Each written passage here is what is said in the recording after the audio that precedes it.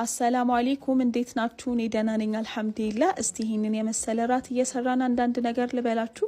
ይሄንን ነገር ቶሎ መረዳት አለብን ብዬ አስባለሁ።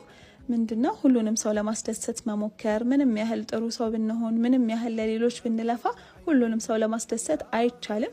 የምንሰራው ስራ ምንም እንኳን ጥሩ ቢሆን ለአንዳንድ ሰው ትክክል ይሆናል፣ ለሌላው ደግሞ ስህተት ሊሆን ይችላል። ስለዚህ ሁሉንም ሰው ለማስደሰት ብለን የራሳችንን ማንነት መቀየር የለብንም። ብዙ ጊዜ የምንሳሳተው ነገር ሰዎች እንዲወዱን ብለን ራሳችንን መርሳት እንጀምራለን።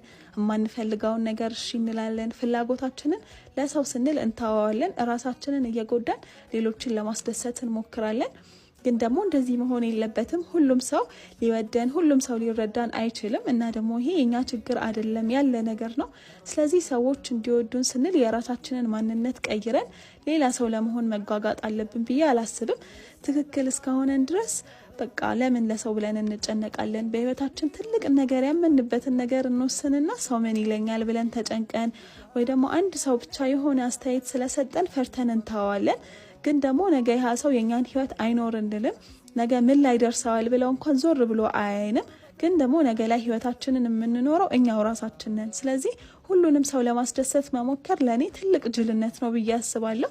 እና ያው ራሳችንን እንሁን ለማለት ነው። ባልኩት ነገር ሀሳብ አስተያየት ካላችሁ በኮሜንት አሳውቁኝ። የዛሬ ምሽታችን እንደዚህ ያማረ ነበር። ቤቴ ሞቅ ሞቅ አድርጌ ቡናዬን አፍልቼ እንደዚህ አሪፍ ራት ነበረ ያዘጋጀሁት።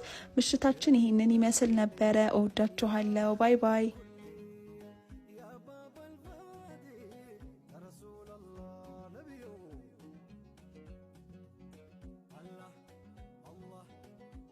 الله الله الله الله الله الله أنت مران عنده بتوتو بعرشي عالفه ينم فراشي أبجه للعيشي